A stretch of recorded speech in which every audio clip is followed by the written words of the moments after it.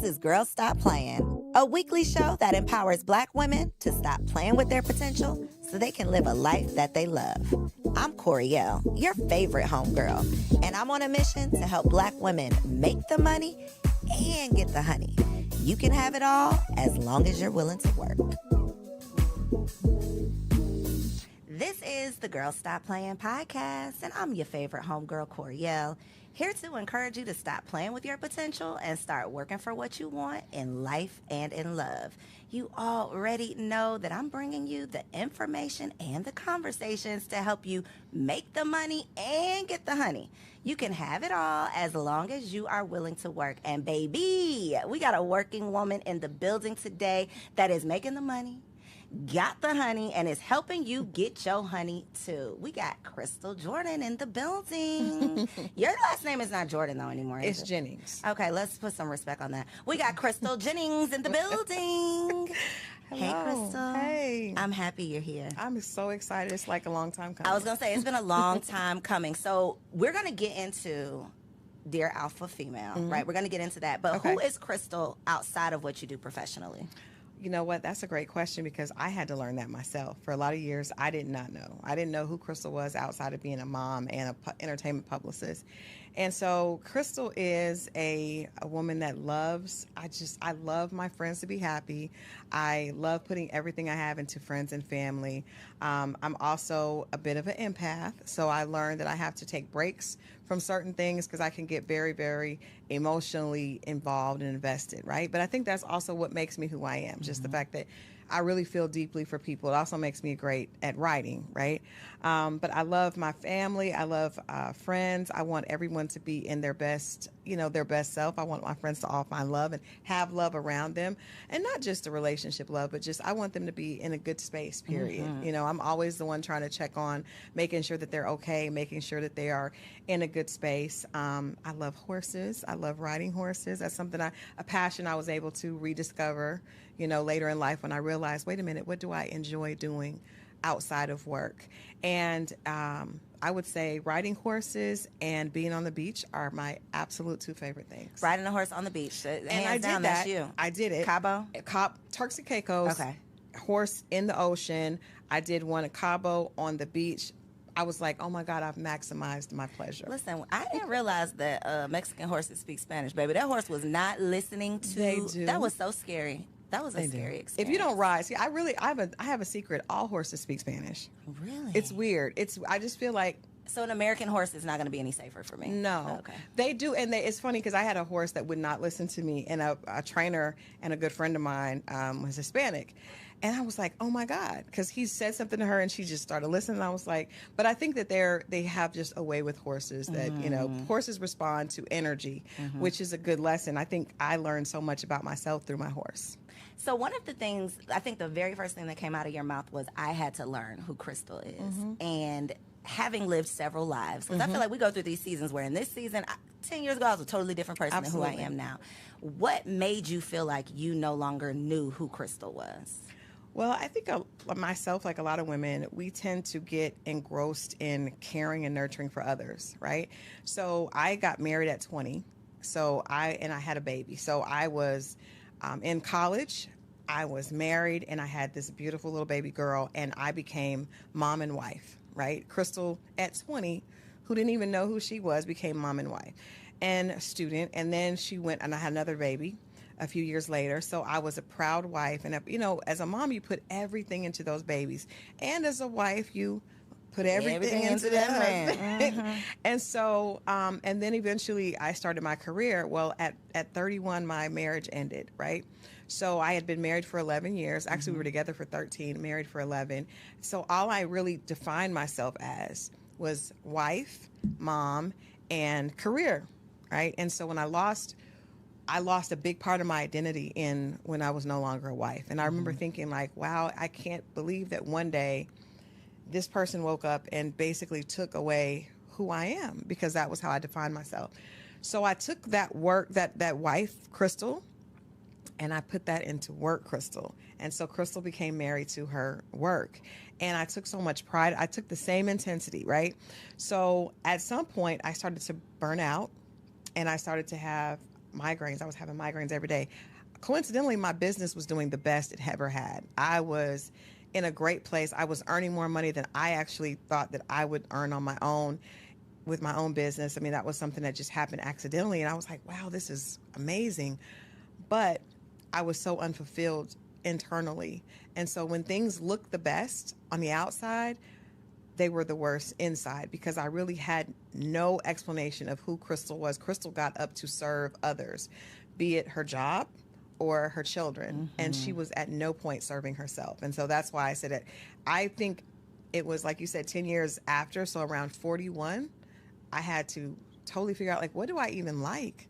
What do I like to do? Who am I outside of Enchanted PR? Who you are for Or everybody my mom. else. Yeah, or being mom to Chanel and Stone. Oh, come on, Stone. I love that name. I feel like that is such a common Yeah.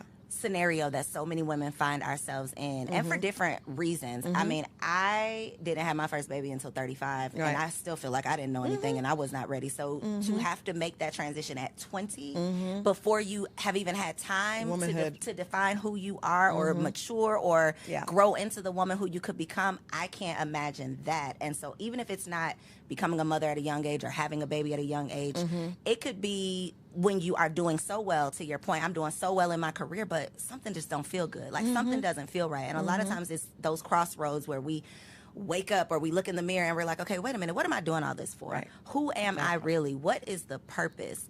And so I love that you can speak to like the evolution of, I recognized all of this, I learned some tough lessons, and now here I am. So I want to talk about some of these tough lessons. Okay. Because you were on the Single Wives Live we did a couple weeks ago. We're going to do it Yes. again, y'all. If you missed it, don't worry, we're going to do it again.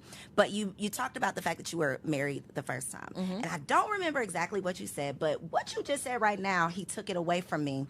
It brought back a memory that I had in that moment of where it felt like you didn't want the marriage to end. That's what I got from Yeah. the conversation. So is Yeah. that correct? Can you Absolutely. talk to us about what that looked like? Absolutely. And I think I think it's important for us to acknowledge, a lot of times we've been taught, you know, if somebody doesn't want me or something doesn't want me, I don't want it. It's one of the 48 laws of power, right? Despise what you cannot have. But it's also not something that works for real life. It works for business and it sounds really cool, but it's also not something that works for real life. And so I was so in love in my marriage. Things weren't perfect. As we know, marriage is never perfect. But I was really, really in love, and we went through some difficult times. And as a result of us going through difficult times, my ex-husband started having an affair. And I was devastated because again, you know, when I mentioned, you asked me who I was, I'm someone that wants everything to be right for everyone, right? So I had this idea that I was going to have this perfect family, my kids, boy and a girl, dad, perfect, you know, white picket fence dog. We had everything. And all of a sudden, he was involved in an affair, and the way I thought he should get out of the affair, he didn't agree with that. And he did not. And so he decided to end the marriage. And it really did feel like I had given someone else the ability to define me because I took so much pride in being his wife. So, yeah, I was heartbroken. And coming from a mother and a grandmother that are like, girl, you better get over that. There was no place to actually just say it's okay to really mourn your marriage being over.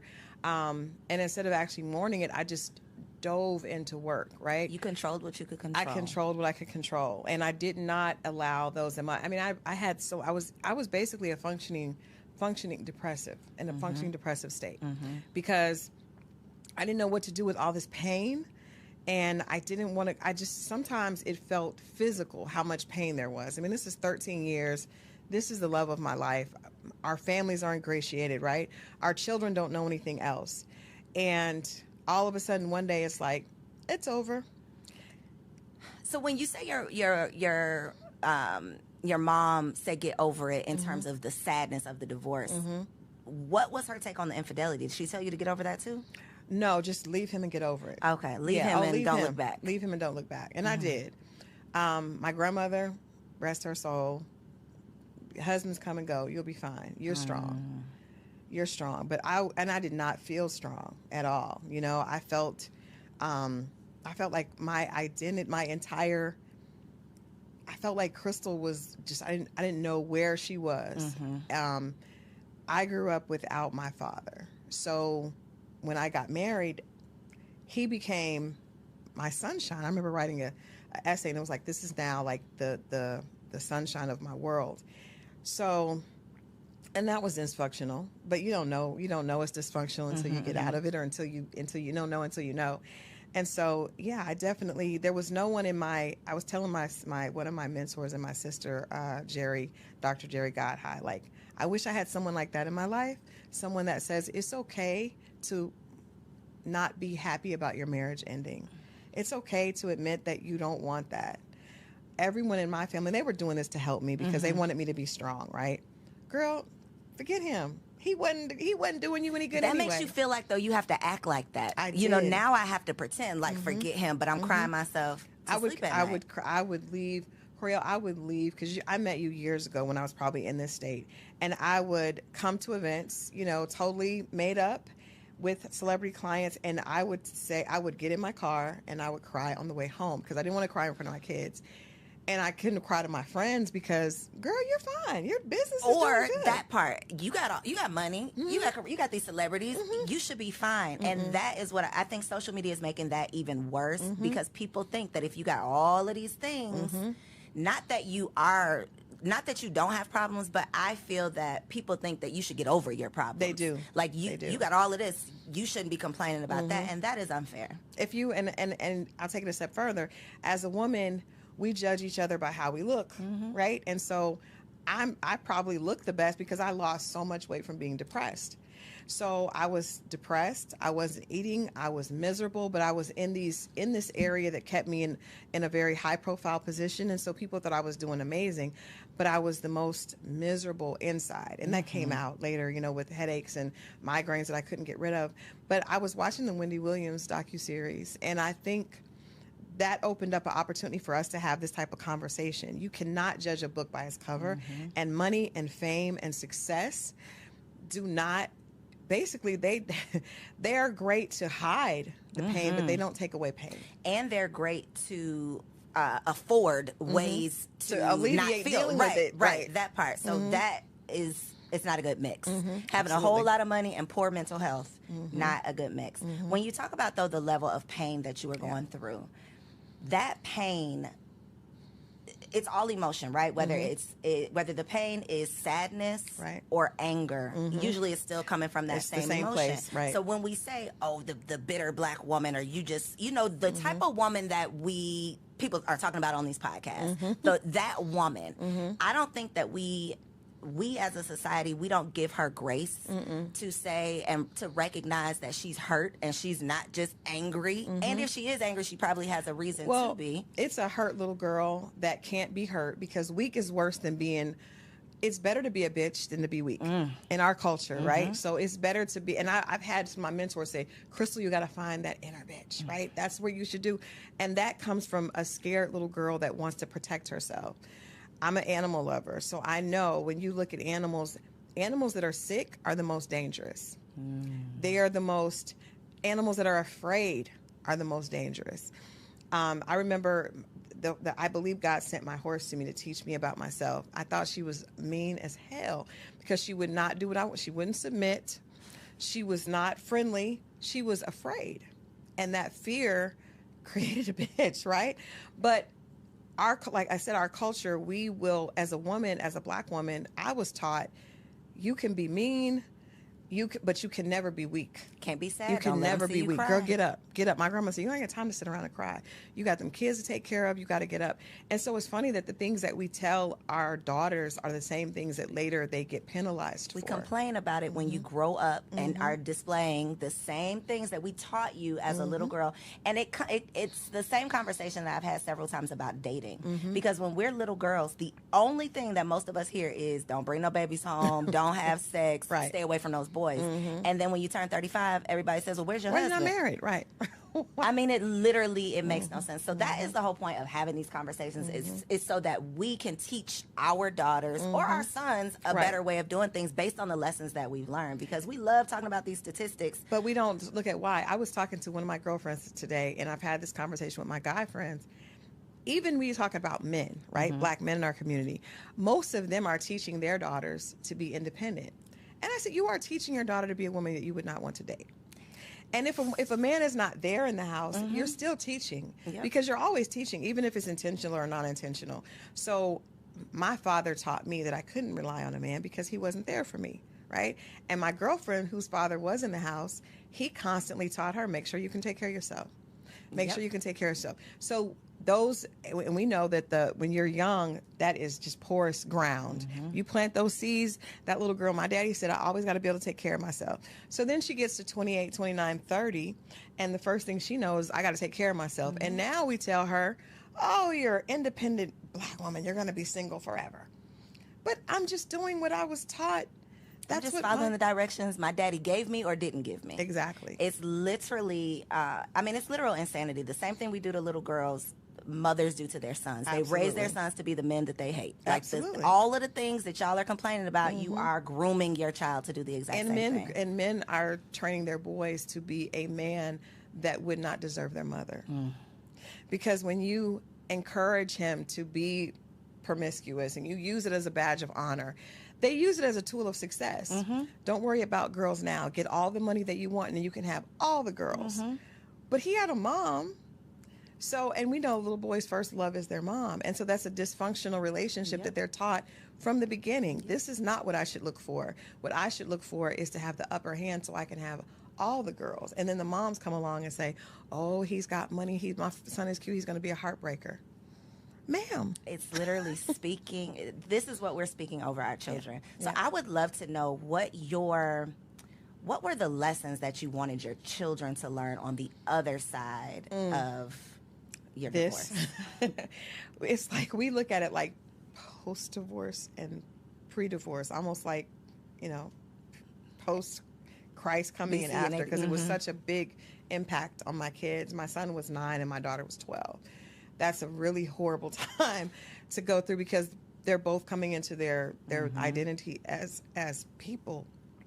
And I think the biggest thing that I've wanted them to know is that they don't have to always be right.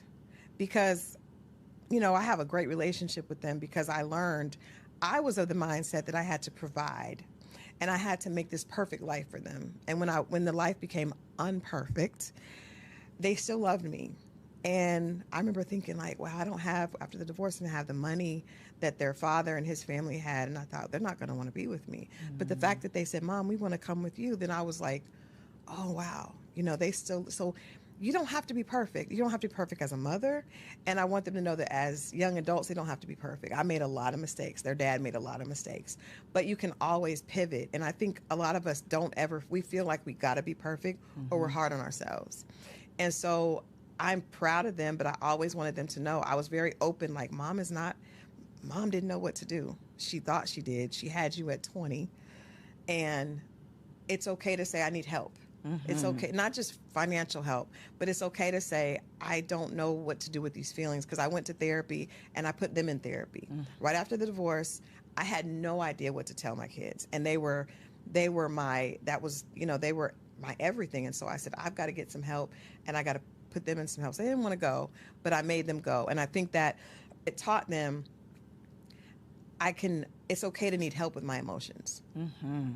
My motto is, my sons will not believe they have a strong Black mother. I am not a strong Black woman. I am, help me. I am weak. I am a damsel. Please help me. Open the door, pump the gas, whatever it is. I don't want you to think that I have it all together, because I don't want you to expect any woman you ever come across to be so strong and have it all together, and then she's weak if she's not. If she's not able to. And I think that our mothers did us a disservice. At least, I don't know about your mama, but my mama, I never saw her cry. No, she did the best. They did the best they could, but they were taught. We were taught. Our culture was taught. It all goes back. It all goes back to the root. But that's why it's so important for us to be intentional based on the lessons that we've learned, so that we're not just repeating that behavior. I was dating this guy because I had a long period of dating that was not good, and I just let's talk about it.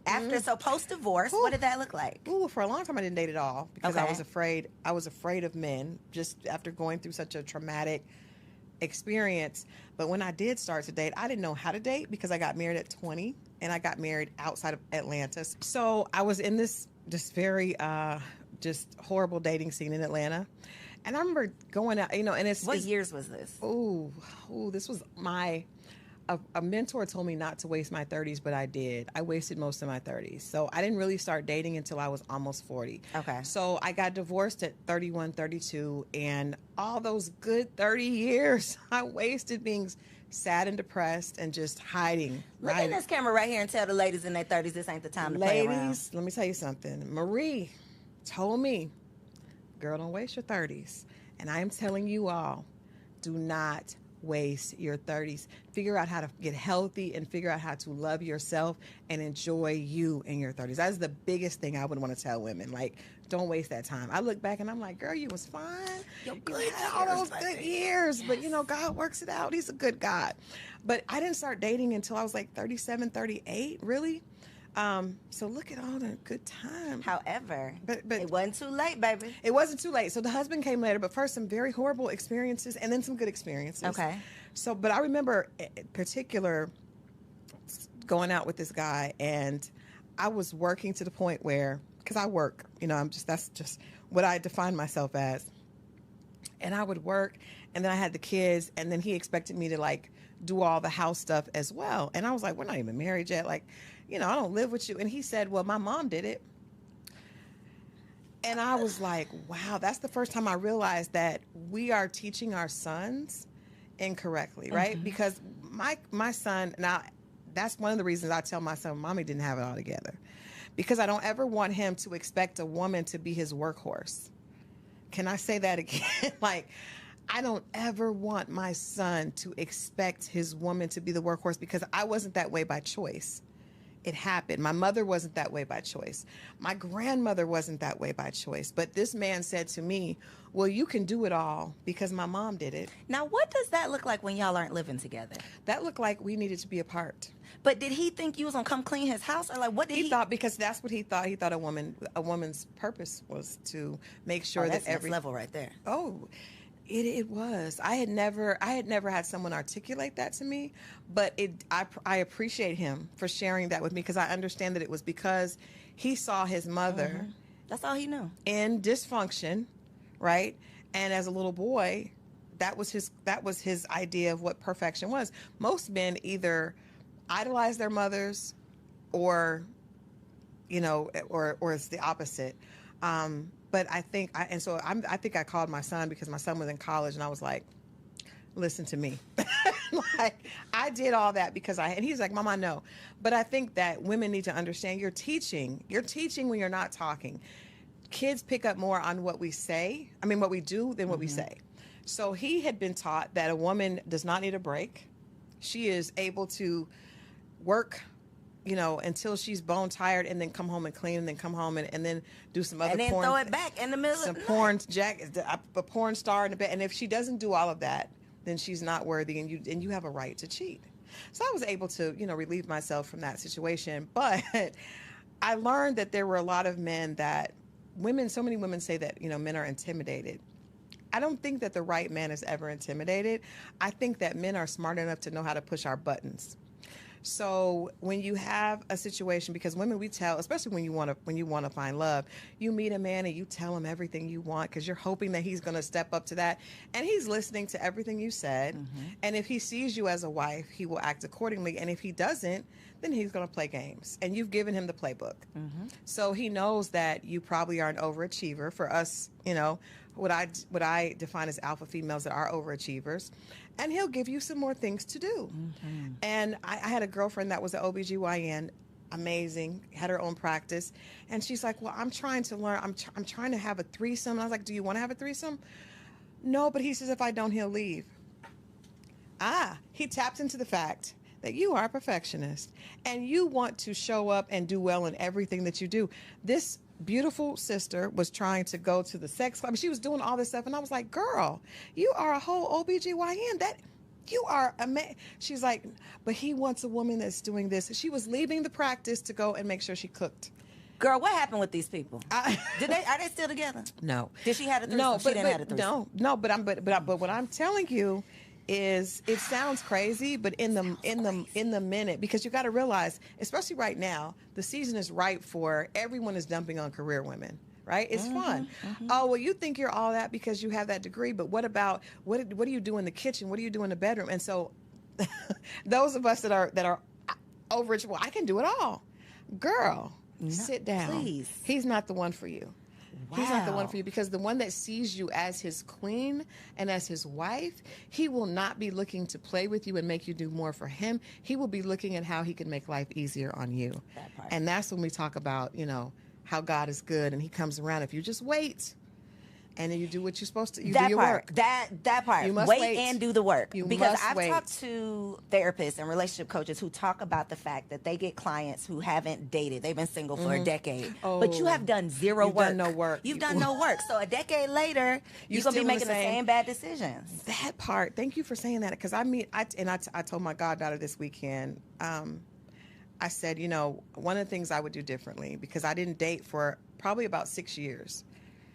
But when I started, I was emotionally very immature, because I was still, actually, not only was I 6 years behind, but I hadn't been in a relationship that was outside of my marriage. I didn't date since 20. You were a teen, So I went basically. back, and I was an idiot out here because I didn't know. I didn't know. And so it's important that you do the work, and it's important that you don't avoid dating because of fear. Because if you do, then when you start, that same fear is going to be there, and you're going to run from it, or you're going to make decisions out of desperation Yep. or out of fear, and those are always the wrong decision. But it's interesting that when you find the man that sees you have to find the man that sees you as his wife, not the man that you Think is had gonna be wanted your to see as your husband, because that we have some of those. But it's really important that he sees you that way, and then you will be able to tell the way he treats you, the way because There's it's no totally question. different. There is literally no question. And it sounds, until you have experienced it, it sounds like, oh, they just saying, it's like that when you know, it sounds like, okay, that sounds real good. But the way that you are treated, like being loved properly, Right. it is like a totally different experience. And it will make you say, what the hell was that? What was I doing? What was I doing and why? Like, what was wrong with me? But a lot of it is how you treat yourself. And so for me, when I was dating before, I wasn't treating myself well. They saw that I was chasing these clients and trying to be perfect for them, trying to make sure they had everything, doing all this stuff for my kids. So they were like, oh, let me jump in this. Let her do some stuff for me. Let her do it for me. So I want to get to this husband. Yay. Because, before you got to the husband, you talked about the fact that one of your challenges, which I want to bring this up because I feel like it's a common challenge, is couldn't nobody tell you nothing. Yeah. You were never wrong. And I think that for successful women, women who have been successful in any area of their lives for a long enough period of time, we start to feel like, because I've done this, I can do I'm right about everything. Yeah. Nobody can tell me anything. Absolutely. So talk about your experience with that, and then how other women who may be exhibiting those same behaviors can stop. Well, it's two things. For me, it was twofold. So not only was I doing really well in my career, right? And I'm a hard worker, so I knew there's a formula, right? That I know if I put a lot of hard work in, there's going to be a return on my investment. And it had been proven correct. But also when you go through trauma, right? I went through being married and having, 5-bedroom house, 2 cars, to being almost homeless after my divorce, right? Didn't have anywhere to live, built myself back. So in that building yourself back, I remember my kids, we went from the first year I was divorced, we were adopted by a family for Christmas, right? Because I came back and I was like, my ex-husband was like, go stay with my parents. And I was like, no, I'm going to build this on my own. So we had to be adopted. And so that would be humiliating for a lot of people, but I told them, I said, we're going to do the same thing for another family. And we did.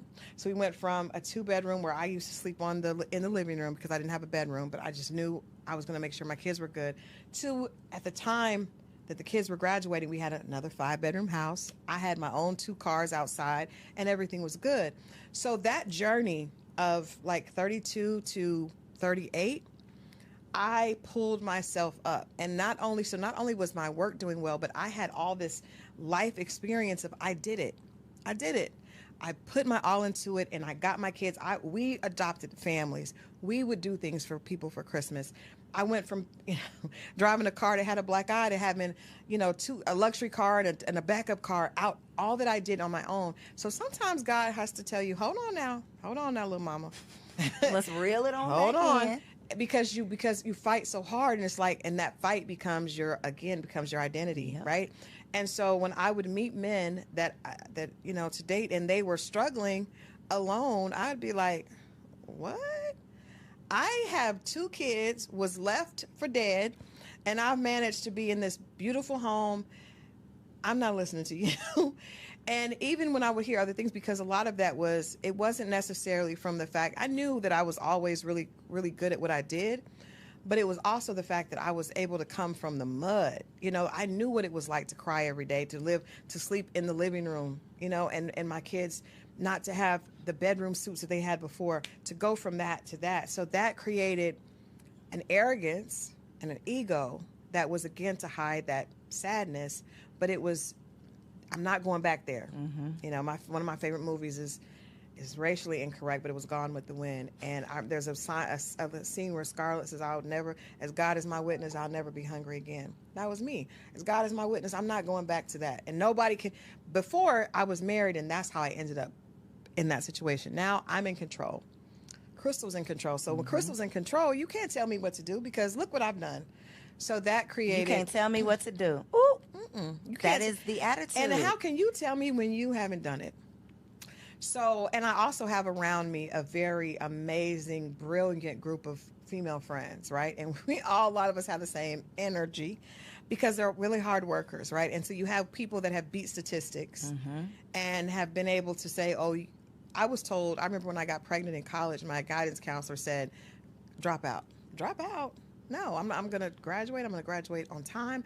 I'm going to do this, this, and this. When I got divorced, go home. Go stay with my parent. No. So that creates a belief in yourself, which is good, right?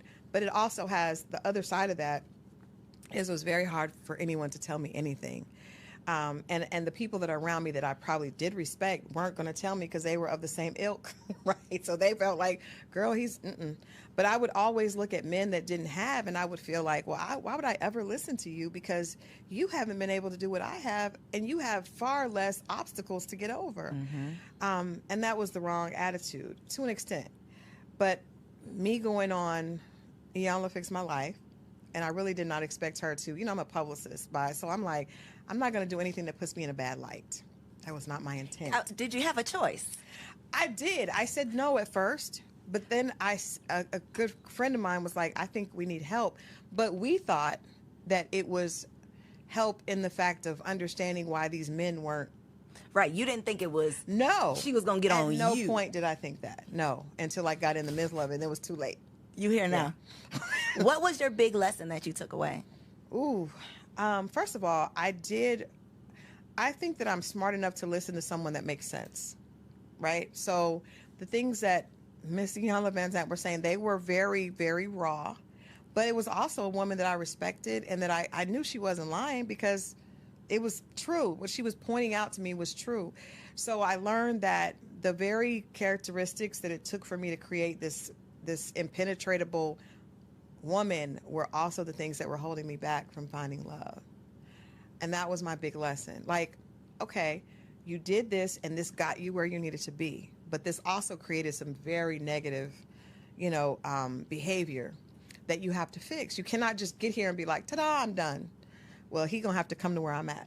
Well, no, ma'am, that's not how that works. And all this has been built out of fear and pain. So now we got to deconstruct that. Crystal's still going to be hardworking, right? Crystal's still going to be smart, but Crystal doesn't have to be afraid of being hurt. Crystal doesn't have to live in desperation and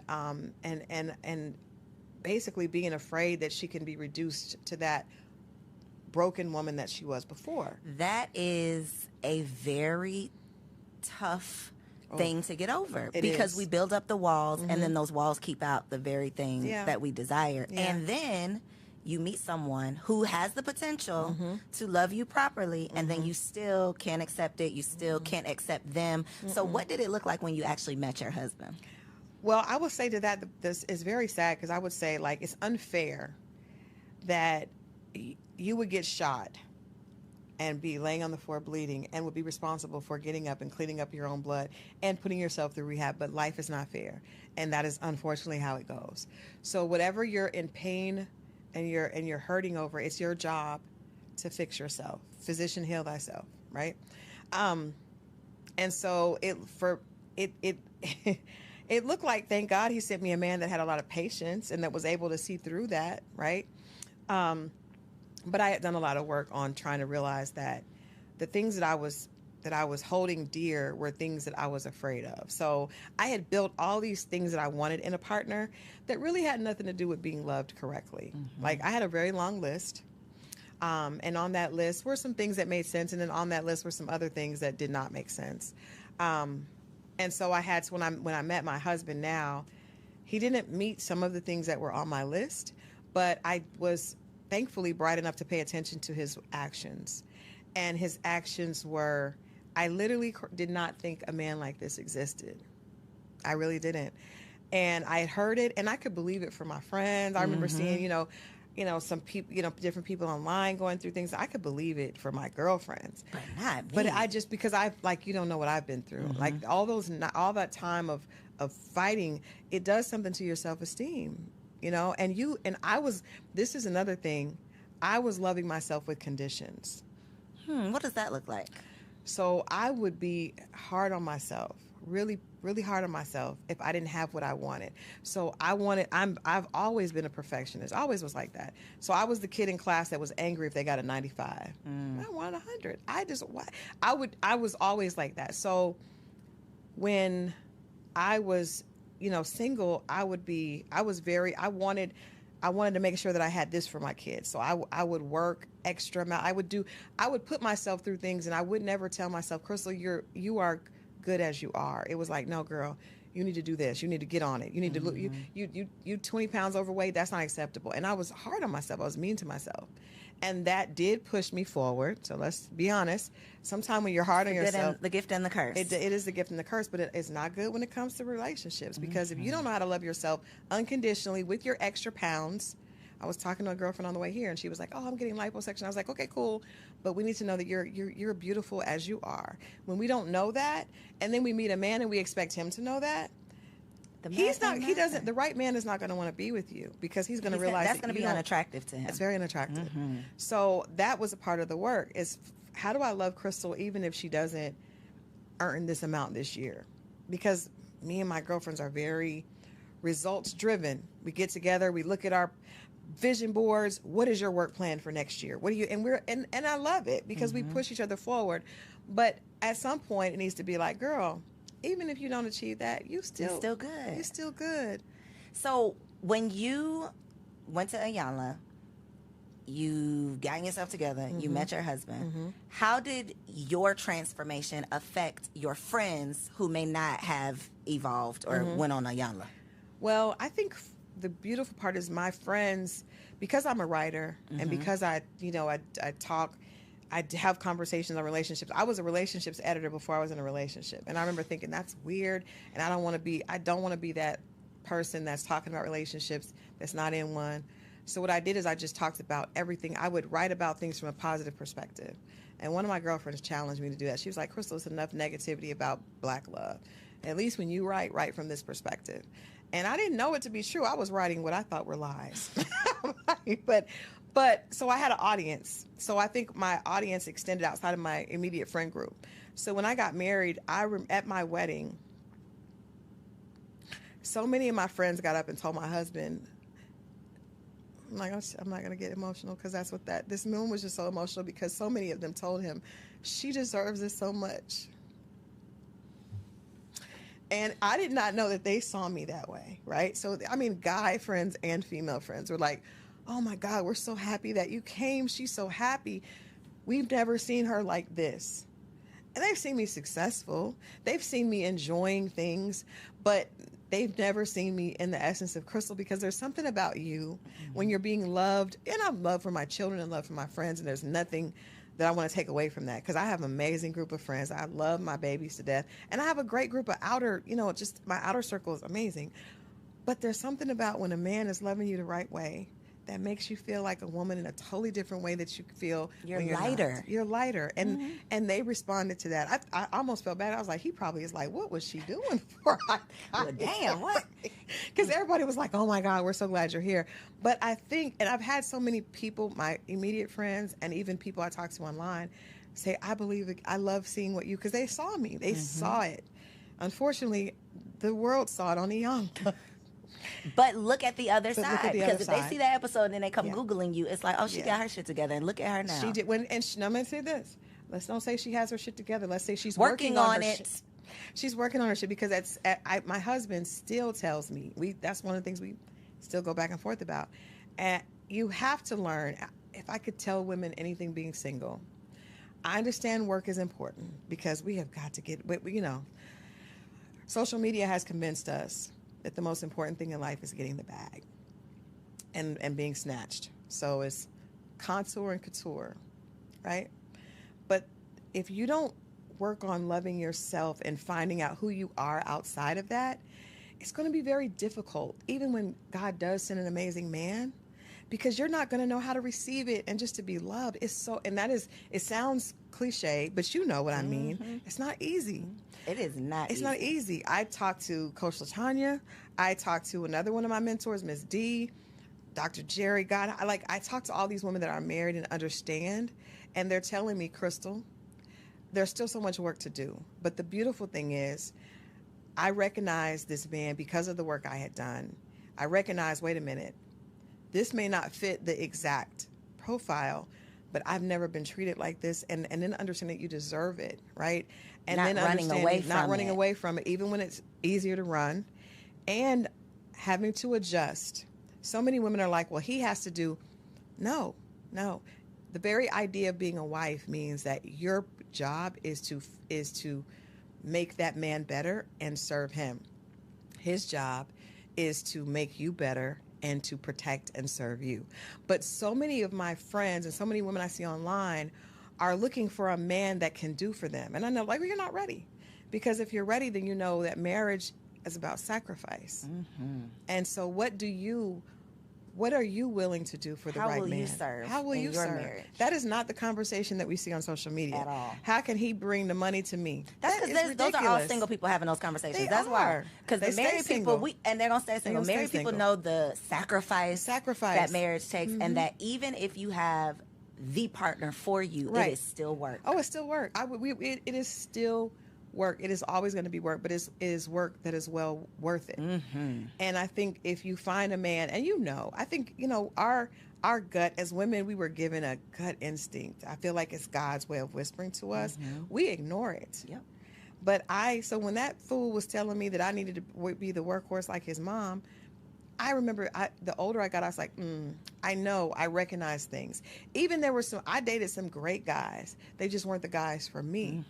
And because I started to be able to be in tune with that, with Crystal, once I started to love Crystal, she started to speak to me in a different way, because before she was just chasing. Stop chasing and allow things to come to you. And my husband, when we met, he told me, just take my hand and let me lead you around the obstacles of life. And I was just like, who is he talking to? I did not need you to lead me. Look what I have amassed, right? Look what I've led myself to. And he was patient. I remember being just difficult. It was just difficult. But he saw that, and now I see different things. He gave me a different perspective. It's not all about how much money you earn. It really is about the quality of life and what you're enjoying. And his perspective is so different. And I think I've been able to give him different perspective as well. But it is really about serving. And I hope that my goal and my purpose, Iyanla told me this, she said, this is not for you. This is for the women that you will be able to help. And that's why after I went through all that, I wrote the book, because I was like, I have to, because this is not for me. So we got to talk about the book, though, Yes. because part 1 and part 2, right? So part 1, Dear Alpha Female, it's not him, it's you. It's not him, it's you. What is just a couple of things, as we've talked about, being so successful that can't nobody tell you nothing, being afraid, so you put up the walls. Yeah. What are some other common things that women are doing? Let me share with you. So happy you asked. So a lot of times what we do is this. We will we see a guy that we like, right? And he has all the bells and whistles that say no, but we are attracted to it either because he has the financial portfolio that we think is a good fit for us, or he may have the look. He may be fine, and you just be like, or he may be able to do some things to you that make your body say yes, right? And praise God for all of those things. They all count, yes. They all count. But you are ignoring the other bells and whistles because of that. So a lot of times you're the smart, beautiful sister that you are, will try this with him. I'm going to give him a chance. There's nothing that this man has done outside of make your body sing, which is important, but not the only thing. But there's nothing that he has done to show you that he sees you as a wife. And you give him a chance. And then when it doesn't work, I'm done. Forget it. Men are all bad, and I'm not, and you want to argue, go online, talk bad about men, but you chose that man. You knew deep down inside, you knew that wasn't right, and you used that as a defense and a block. And the right man doesn't have a chance now but you made that choice, sis. So in the book we talk about, I've talked to girlfriends. We're just gonna be honest. That man is married. Okay, he's separated, but he's married. That's not your husband. But you can give me 8 million reasons, and that's fine. But then when that doesn't work, you're going to use that pain and say, well, this is what was done to me. I was hurt. Well, you hurt yourself. Yep. You hurt yourself. The lack of accountability. So you must, if you're talking about, we want to talk, because women love to dig into, well, this happened to me, and I didn't deserve it, and da-da-da. But God gave you a beautiful brain that you're able to use to achieve. Because I see some of the women that I relate to that are in our circle of high achieving women that are able to, you're brilliant. But when it comes to making decisions with men, you act like you didn't know. You knew. You knew. You knew. And if you didn't know, then you weren't in touch with yourself. Yes. Because you weren't listening. So when we're using those examples of men that we had no business being with anyway, and you use that as a reason that you're not giving someone else a chance, sis, that is you. So that's just one of the examples, because that's one of the things that we do a lot. We love to make the wrong decision and then use that as ammunition against the next guy. Yep. But that is all on, and I've been there. We all have been there, which is why there's no denying it. It's like we've all made bad decisions. Ask me how I know, because I did it. Because we've all done it. Wasting years. It's a journey. Wasting time. So the first book, people were a little, not that they were upset, but people don't want to be told that it's you. You are the problem. Yes. So as a solution to the first book, there is a second. I have a second book that's coming out this summer. But when I realized the response from women, I do feel like I need to double down in a way. I want people to get the message, which is why we're doing another edition of it. But the reality is, when I went on Iyanla, I was in tears. That episode, she told one of the girls was me and 3 other colleagues, and she was like, "Well, this is what happens to me." And she said, "Well, if dogs keep ending up at your door, then you need to up the wattage on your light. Maybe what is it about your light that's dim that's attracting all these dogs?" We were in. She didn't take it easy on us, right? She was not playing with us. And that's why I believe that women, at least the alpha women, women that are leaders, and I know people hate that term, but it's just about a woman that has leadership qualities, right? Iron sharpens iron. One of my favorite quotes. It's not a pretty process. Nothing becomes beautiful or valuable from just petting it and placating it. No. If I'm doing something wrong, Corey, I'll say, "Crystal, no, come here. No, wait a minute. That ain't gonna work. You stop me, right?" And that's not about, okay, because guess what? When you're in the boardroom, you have to speak with authority, right? Because you're able to speak with authority is how you're able to get promoted. You speak with authority on your platform. You can't get on there and well, I don't know really how. I'm thinking, girl, ain't nobody listening to that. So I think that it may be uncomfortable. It was uncomfortable for me, but that's what I needed. The people that were giving me, "Oh, Crystal, you're amazing," they weren't helping me. Yep. They were not helping me. So yes, I have another edition coming out, but I think that the interesting thing in this book is this Dear Alpha Female, it's not him, it's you. And I meant that, and I mean that still. But it's an interactive devotional designed to help you attract the love that you deserve. And nobody picks up on the fact that I'm saying you deserve love. The fact that you have been in leadership positions and you have these things and you're still struggling when it comes to relationships doesn't mean that you're not worthy. It means that you just have some more work to do. And you're fine with work because you have Your amassed, working ass. You can do this work too, sis. you got the degrees, you got the positions. You're okay with work, but you can't assume that you can work over here and not work over here. Crystal, you know that was literally my whole message with the Single Wives Club. It was, what is the work on yourself to get what you want? But I was met with so much. Yeah. I'm not about to do nothing for no man. Or why would I want? It's like, it's for you. It's for you. It's for you. And to your point, the same tenacity that we pursue these degrees and these careers, and we will take a class and hire a coach and do all of the things, but when it comes to your relationship, you think he's gonna fall out the sky and just fall in your lap and then he's sweep supposed you to off your feet. he's supposed to just deny everything else, but you're non-emotionally mature behind, Take you as you and just are. take you as you are, and you don't know how to speak to him. You don't know. I very rarely hear, especially on social media, which is why I'm so glad you're doing what you're doing. I rarely hear women speaking about what accountability do you have to a relationship, right? None. All we want to talk about is what he's supposed to do. And that's why I can understand why there is a backlash from men to an extent, right? But at the end of the day, we need to be figuring out, how can we love each other? How can we love ourselves first? Because That. you can't be empty and be a good partner. But if you're willing to go under a knife to make yourself look beautiful on the outside, why are you not willing? Why is it such a... Why they beating down your door why because are you just want them to read a book? I just want you to do some internal work, but it's easy to put on the makeup and to go get all these things because it doesn't take you acknowledging that there may be something going on with you. And I think a lot of us feel like we feel undeserving inside, and we don't want to look at that, right? Because you grew up thinking that maybe you didn't. And so you learn to get all these things to prove people wrong, but you haven't proven yourself wrong yet. And that's the problem. So you've got to go back and do that work.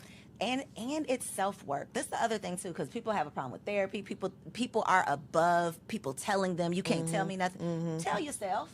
Sis, buy the book and do your own work. It could be between you and the Lord. Right. But do the work. It's worth it. And you know what? The funny thing is, most of your girlfriends, I know, I remember I had 4 girlfriends. We would go to dinner, and I invited one of my guy friends to dinner with us, and he was like, you all are exhausting. And we know that because we're like, where are we going to go for dinner? Well, I don't want to go here. Because we're all women that are in leadership. And your girlfriends know you're annoying. They don't want to marry you. You don't want to marry them. And it's because all of y'all need to do some work. It was and I love the fact that we work well together. But at some point, so I just tried to say, you know what, with my girlfriends, I just want to, y'all already got the work down. You got that part. Let me just ask you how you are. Let me just talk about something else. Let's just focus on, so when you come to Crystal, it will be more about, what are you doing for you? Because you got all the girlfriends that are going to be like, let's talk about the work plan. I was one of those girls. But it's like, I knew if somebody were to ask me, some of my guy friends say, is this girlfriend still single? Yep. You know that, though. We know that about our friends, but we don't tell them. I tell them. Well, but now I do, because I didn't know before. But I tell them, and they know. How do they receive it? They honestly, because, I mean, these are my close friends. They know, and they know that I'm telling. They know In that love. I'm living. And you're telling them Proof. in love. And they know that I'm still struggling. I did not learn to not have I still sometimes have the laptop in the bed. But my husband was like, this isn't going to work. You need to cut this. Where are the boundaries for work? And every girlfriend I have doesn't have boundaries for work. I literally told my husband 3 days ago that I've been treating my marriage like a side chick. And I've decided that my marriage is going to be my business. That's what y'all need. That's it right there. Yeah, that is it. that's Because it. even if you meet the man, it's it's not going to just magically, you're going to just throw your laptop and close down your business. You're It's not struggles. going to do that. I'm so struggling. it's still, listen, it's a constant struggling. struggle. And I think that hit me kind of hard, Coriel, because I probably, if my husband sees this, he's going to be like, all in my face. I don't want him in my face. Leave us alone. But We're trying. but I'm trying. I'm working on it. He knows I'm working on it. But that's true. And I think if you have to get in that mindset, it's like when you go to college, right? And you go back to work on your advanced degrees, you get in the mindset of, no, I'm getting ready to start this master's program. So I got to, I know I'm going to have to be on it. If you really want a relationship, and I hate that we have to talk about it like this, but this is what we understand. Is what we get, yeah. I understand. I was like, well, I want a return on my investment. Well, you can't get a return on your investment if you're not willing to sacrifice. every return on investment comes with sacrifice. Gotta give up something. You got to give up something. And so if you really want a loving relationship, you have to be willing to sacrifice. And you have to be willing to consider that what has worked for you has to change. I had a guy friend tell me, when you get married, that means that you are willing to change and a lot of women just want to add the man on the side. And you just come along and get with my program. Yeah, I'm already doing this. And I want him to look a certain way and earn a certain thing, and I just add him to the mix. Mm-hmm. Well, nobody wants to be treated like that or looked at like that. So he's going to go find somebody that's going to make him the priority. Needed and feel like he has a place to fit in. I think that's some great advice for single women, too, is creating space. Yep. And it could be physical space, clearing out a drawer for this man that you're manifesting, or actually carving out time where you say, these are my boundaries. Practice closing your laptop now. So that when you meet the man, you're not like us and having a hard time. Please. I'm still having a hard time. It's a struggle. It is. Getting off not taking work calls after a certain time. But see, those are boundaries that Crystal didn't set for Crystal. And I'm telling you what, with every guy I dated in the past, it was unattractive. I just didn't know it. I thought they were intimidated by my success. No. They didn't care about it. They just wanted to talk to me. And because I wasn't available, they found someone that was. I remember I told a guy, he asked me to take me out, and I looked at my calendar and I was like, I don't have any opening for 2 weeks. And my single guy friend was like, Crystal. But I didn't. I was like, I'm traveling. And they were like, that ain't how this works. Date you? Yeah. It's not intimidation. I think so many women are going to hear what you're saying right now and be like, oh. So listen, send this to a friend. You know which friend. You know which friend to send this to. Just send it to a girl. I saw this episode. Don't tell her why. Just tell her to tap in. This woman on there, she had this great story. Send it. Wink, wink. Please look in this camera right here, though, and tell them where can they order their friend a copy of this book. Yes, get one for you and your friend, because if that's your friend, usually birds of a feather flock together. So I know for me it did. And actually, one of my best friends wrote the foreword, Chili from TLC, and she wrote the foreword. She and I both are in beautiful relationships after both being single for a very long time. But you can go to Amazon.com. You can go to Barnes & Noble. You can go to Walmart. Any place. You can go to my website. You can go to dearalphafemale.com. You can go to The Real Crystal Jordan. But, get the book, and I promise you, there's information here that you'll be able to relate to. We talk about how the alpha personality, for most of us that are overachievers, it was created when we were little, right? I was a straight A student that always had to be on the honor roll, always had to do this, always breaking statistics. It's a beautiful thing. It's like black girl magic, but what's on the other side of that magic, right? On the other side of that magic. And so please get this book. It really is, it's time for us to allow the overachieving little girls inside of us to relax. We owe her thanks for carrying us thus far, but it's time for her to exhale. It's time for her to let go of her fear. It's time for her to be loved unconditionally, and it's time for her to grow. This is my love letter to all my alpha sisters. So if you want marriage on the other side of that black girl magic, log on dearalphafemale.com. Check out my girl Crystal, and I will catch y'all on the next episode. So if you made it this far, I just know you loved that episode. Well, what you did not know is that we recorded it right here in ATL at Elevate Studios. Yes, your girl has her own studio, y'all, and it's not just for me.